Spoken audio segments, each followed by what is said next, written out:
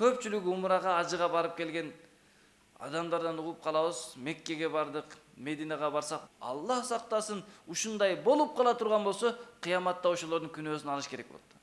Адам ийгиликке жете албайт.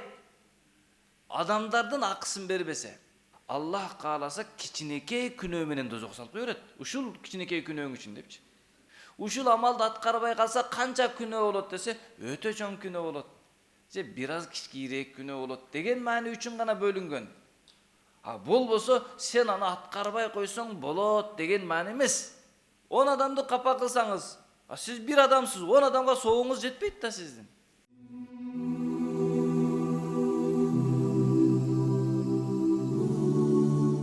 Алхамдулиллахи раббил аламин.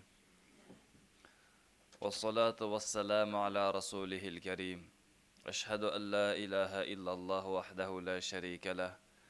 وأشهد أن سيدنا ومولانا محمدا عبده ورسوله أما بعد فأعوذ بالله من الشيطان الرجيم إنما المؤمنون إخوة فأصلحوا بين أخويكم واتقوا الله لعلكم ترحمون صدق الله العظيم وقال رسول الله صلى الله عليه وسلم الدين النصيحة قلنا لمن يا رسول الله قال لله ولكتابه ولرسوله ولأئمة المسلمين وعامتهم أو كما قال عليه الصلاة والسلام.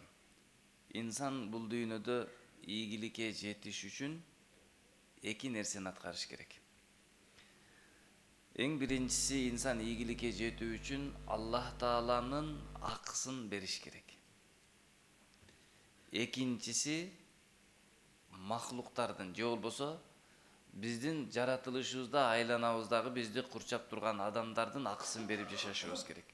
Мына ошондо биз ийгиликке жетебиз.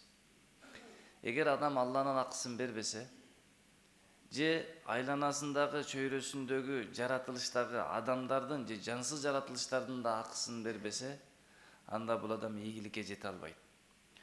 Ошол үчүн пайгамбар алейхиссалату вассалам сахабаларга айтты да, дин бул насихат деп. Насихат дегендин мааниси чын ыхластан жакшылык каалооду, чын ыхлас менен бир нерсени аткарууну насихат деп айтат. Ошондо сахабалар сурады, Аллахтын элчиси, кимге насихат кылыш керек? Кимге ыхластуу болуш керек?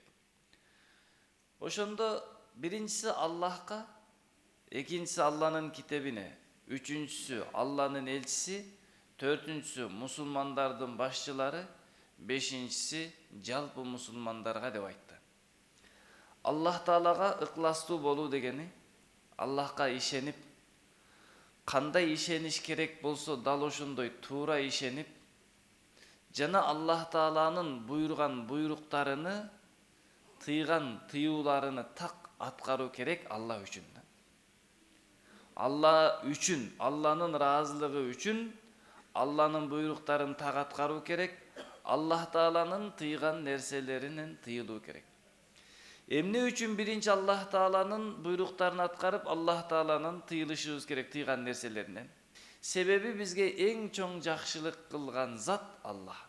Жоктон бар кылган, өмүр берген, жашоо берген, үй бүлө берген, эртең кайра алып кете турган, өлүм бере турган, өлүмдөн кийин кайта тирилтип бул дүйнөдө жасаган амалың туурасында сурак бере турган зат Аллах болгондуктан эң биринчи Аллах Тааланын буйруктарын аткаруу керек. Ошол үчүн бир адам Аллах Тааланын акысын бербей жатса, Аллах Тааланын буйруктарын аткарбай турса, Аллах Таала кылба деген иштерди токтолбостон жасап жатса, бул адам коркунучтуураак адам. Эмнеге? Себеби ал жараткан затына баш ийбей жатат. Аны жоктон бар кылган, ага өмүр берип, ден соолук берип, үй бүлө берген затка, улуу Аллах Таалага баш ийбегендин эми сизге кандай пайдасы тийиши мүмкүн? Ошондуктан эң биринчи Аллах Таалага ыхластуу болуп, бекем толук туура ыйман келтирип, жана Аллах Тааланын буйруктарыны аткаруу керек. Буйрук деген içinde көп нерсе бар. Анын içinde farz, vacip, sünnet, mustahab бардык Алланын буйругу болуп саналат. Мындай деп түшүнбөш керек. Бул farz гана Алланын буйругу, калгандары Алланын буйругу эмес деп. Жок, Аллах Таала бир нерсени бизге милдет катары буйрук кылган, farz болот. Бир нерсени Аллах Таала бизге важип катары буйрук берген. Бир нерсени сүннөт катары, бир нерсени мустахаб катары милдет кылган, анын бардыгы Алланын буйругу. Пайгамбар алейхиссалам өзү тараптан бир өкүмдү ойлоп таап кошуп койгон жок. Ооба буйруктардын ичинде деңгээли болот. Бирок урматтуу мусулман бир туугандар, Алланын буйругу болуп, аны аткарып, Алланы ыраазы кылып сооп табышта, алардын бардыгын аткарсаңыз сооп табасыз, Алланын ыраазылыгына жетесиз. Ал эми бул буйрук Алланын буйруктарынын деңгээлини бөлүп, бул важип, бул фарз, бул сүннөт болот дегендиги ошону жасабай калган адамдын күнөөсүгө маселе болгондо учурда каралат да.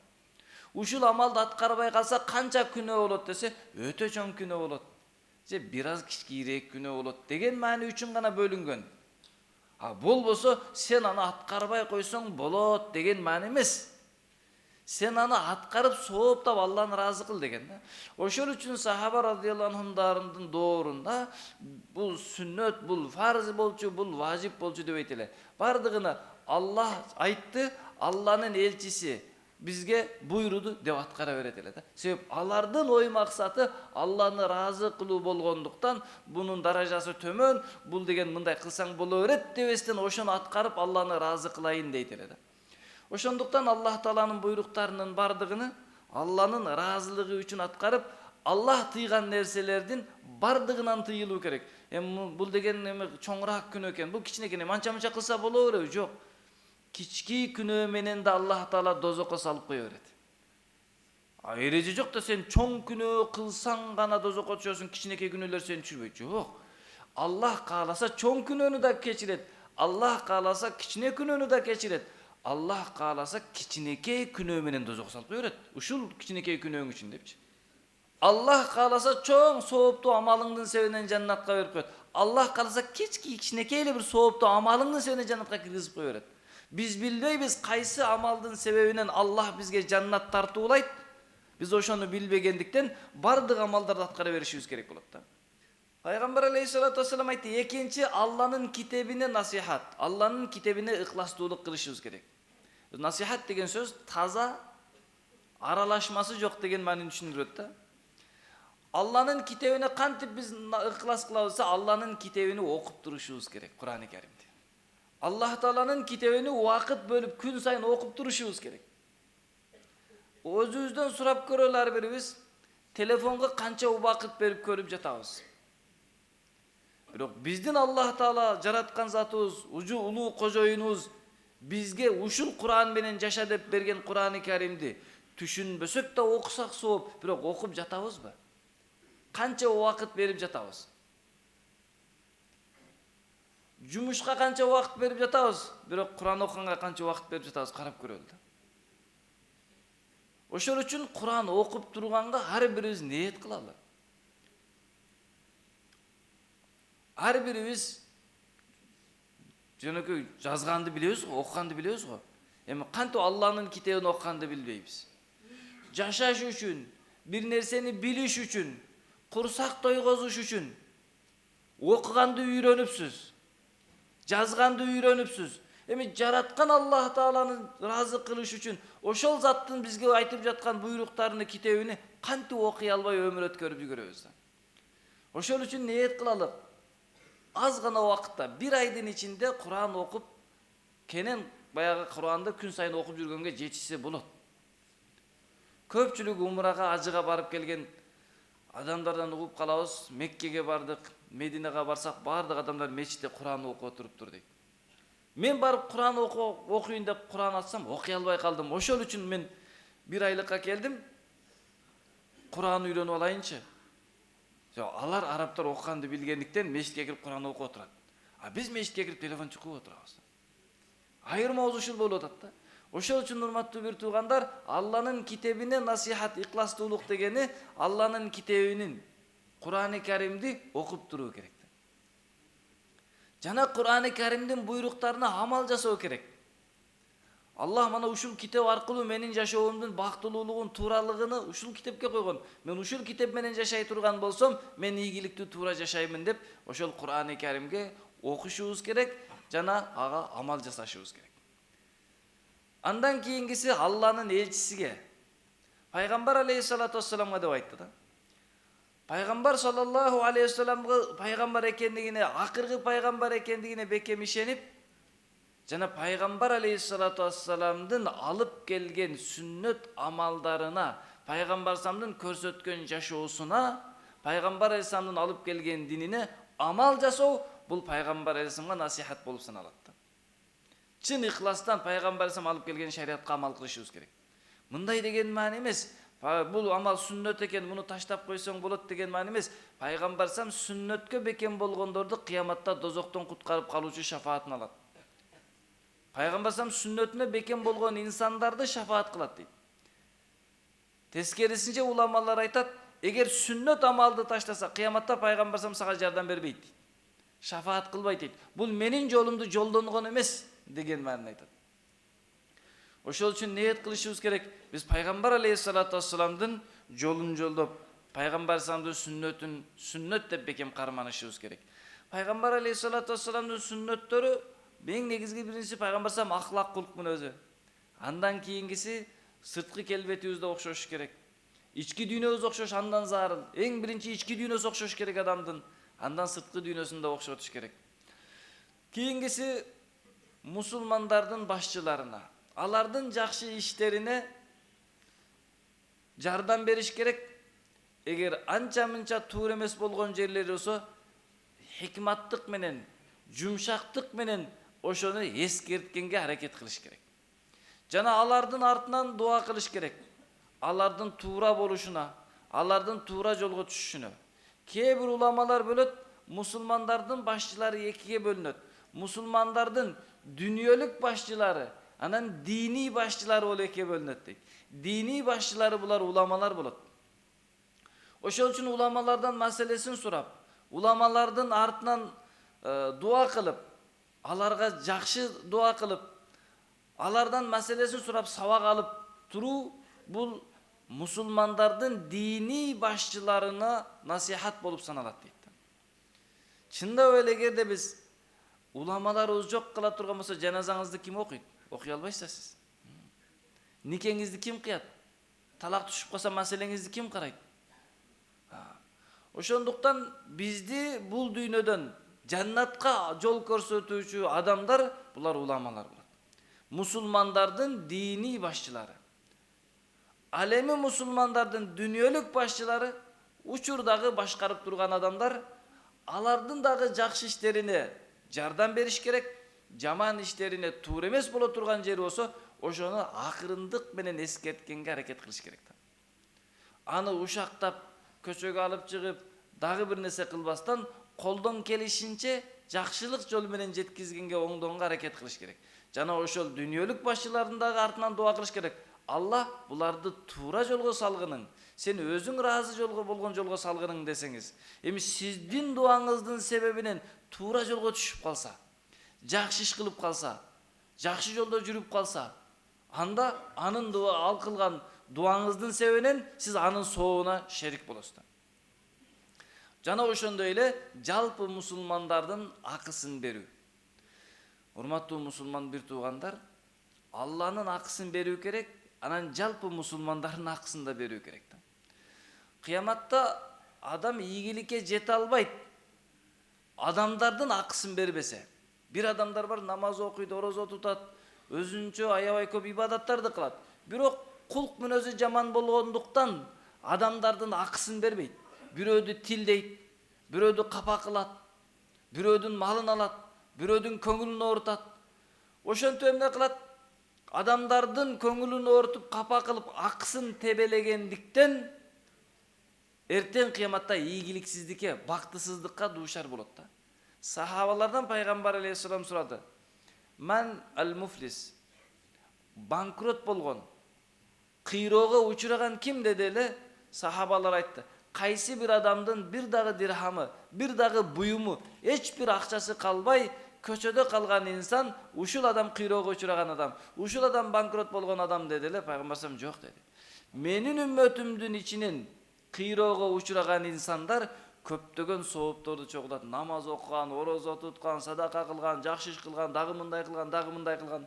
Бирок ошо менен биргеликте паланчыны тилдеген, паланчынын малын жеген, паланчынын аброюна сөз тийгизген, паланчыны урган, паланчыга түкүндөй кылган, тил тийгизген, кол тийгизген. Эми кыяматта келгенде эмне кылат? Окуган намазыңдын соопторуну баягы адамдарга беришиң керек болот. Сооптор берилип, сооң жетпей калган болсо, анда эмне кыласың? Алардын күнөөсүн алыш керек болот дейт. 10 адамды капа кылсаңыз, сиз бир адамсыз, 10 адамга сооңуз жетпейт да сиздин. Сооңузду бөлүп берсеңиз азаздан тийип калат. Алла сактасын, алардын күнөөсүн алыш керек болот. Бул дүйнөдө бирөөнүн акысын тебе элесечи. Алардын күнөөсүн алып туруп, андан дозокко ташталат. Мына ушул инсан кыйроого учураган инсан деди. Бул дүйнөдө намаз окуду, орозо тутту, умра, ажыга барды, көп жакшы иштерди кылды. Бирок кулк мүнөзүн оңдобогондуктан адамдардын акысына кирип кетти. Адамдардын акысы дегени анын малына кол тийгизет, жанына кол тийгизет, аброюна тил тийгизет.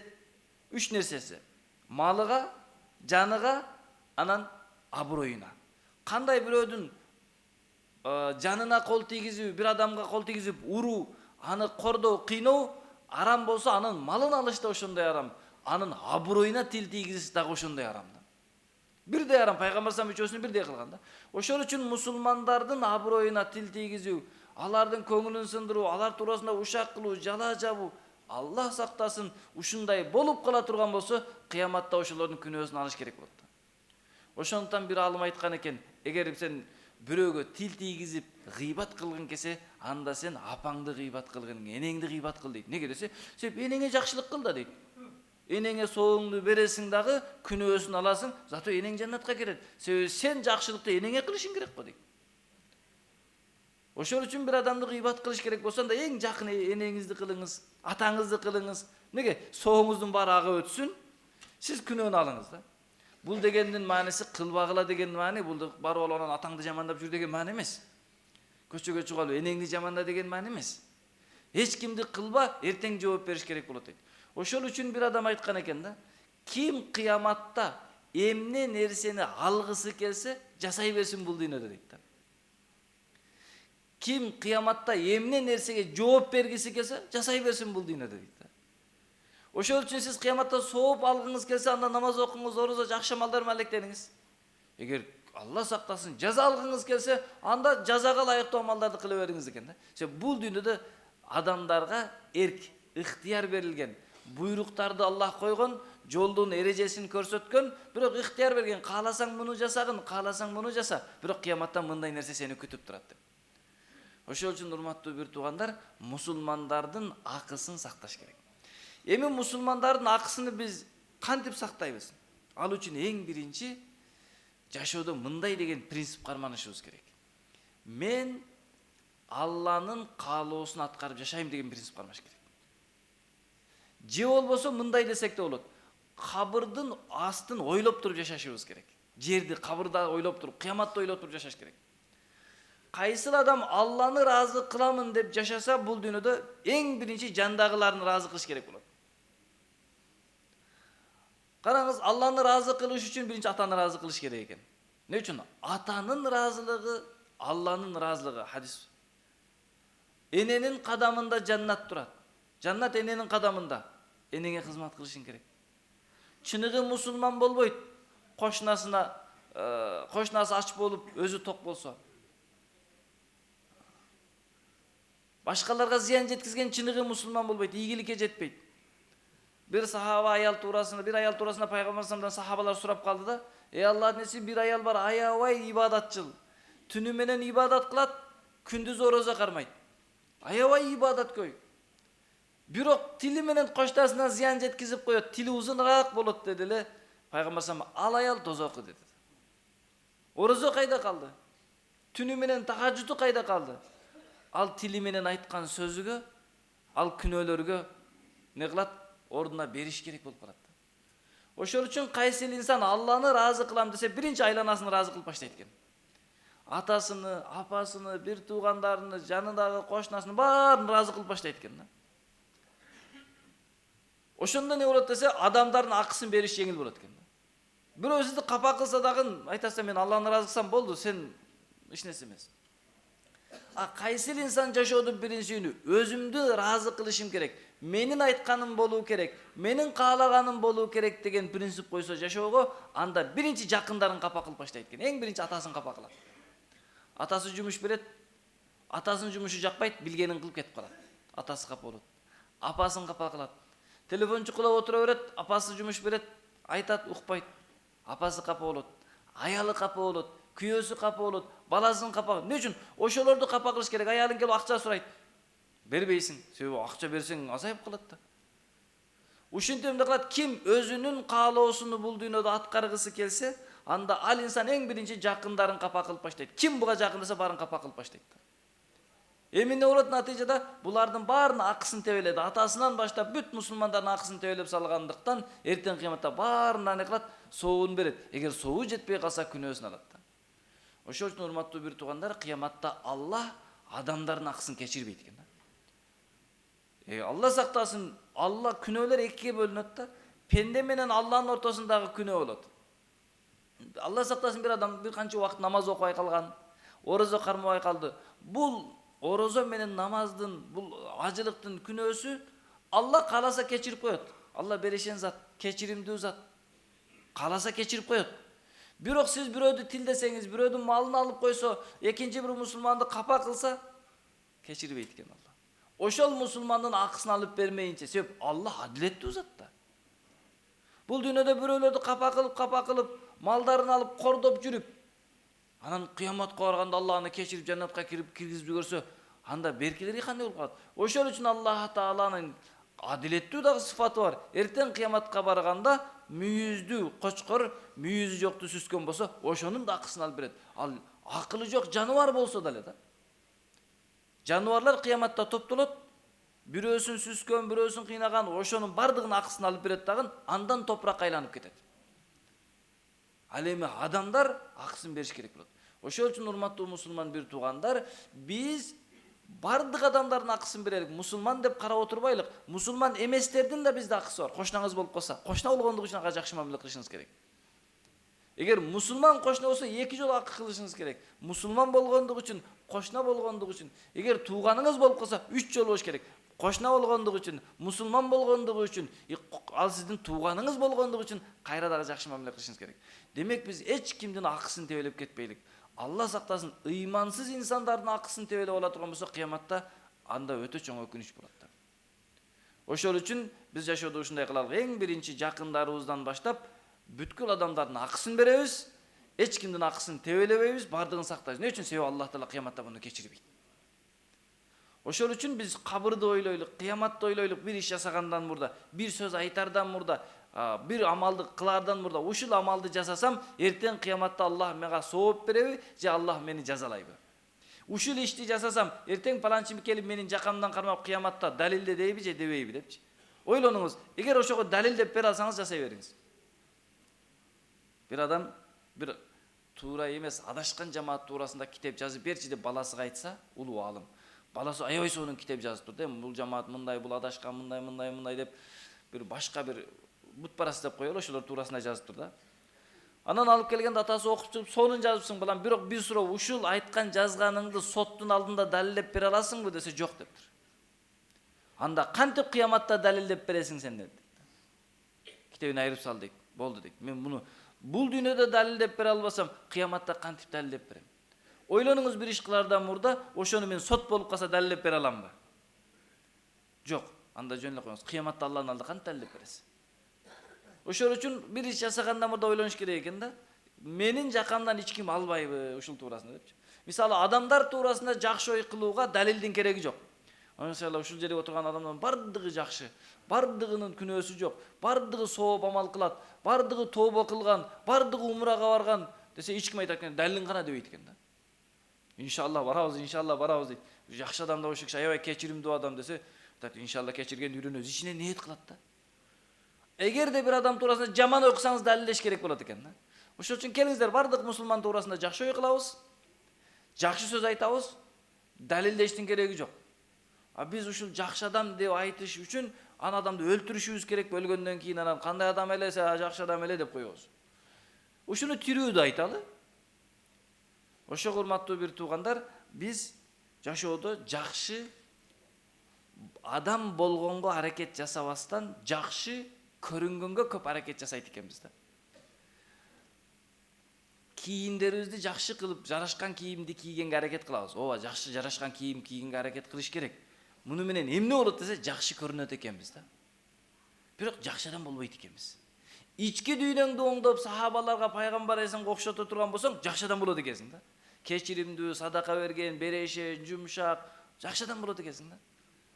Тойду барып ресторанга чоң кыласың, неге? Жакшы көрүнүш үчүн да. Адамдарга жакшы көрүнүш үчүн. Бирок аны менен жакшы болуп калбайт экенбиз да. Себеп ички дүйнөң баягы бойдон, кедей бойдон, жарды бойдон турса, эмне үчүн аялдар сыртка чыгып жатканда боёнот, жасанат, жаңы кийимин кийет, эшикке чыкканда кээ бир эркектер аялын тааныбай калат. Мына ким эле дейт. Апаңбы дейт да. Баласынан тааныбай сурап калат. Эмне үчүн андай кийимини бир эле тойго чыкканда кийет? Жасанып алган. Неге жасанып алды? Жакшы көрүнүш үчүн да. Ошол үчүн бир адам айткан экен, эшекке арыстандын терисин жапсаң деле баары эле эшек бойдон эле турат депчи. Ошол үчүн жакшы адам болгонго аракет кылалы, жакшы көрүнгөнгө андан кийинки деңгээлде аракет кылалы да. Жакшы көрүнүп туруп, сонун кылып туруп алдап кеткен эң жаман адам да. Жакшы көрүнөт, ишенесиң, жакшы адам экен дейт. Тап этип бир кат карасаң алданып калгансың. Мен жакшы адам деп ойлопмун деп. Жок, сен жакшы адам деп ойлобошуң керек болсо, жакшы көргөнүңө алданып калдык да. Ошол үчүн урматтуу бир туугандар, бардыгыбыз мусулмандар туурасында жакшы ой кылабыз, бардыгынын акысын беребиз. Эч бир мусулмандын малына, жанына, абыройуна сөз кол тийгизбейбиз иншалла. Не кылабызбы? Аллах баарыбызга малкынга мүмкүнчүлүк берсин.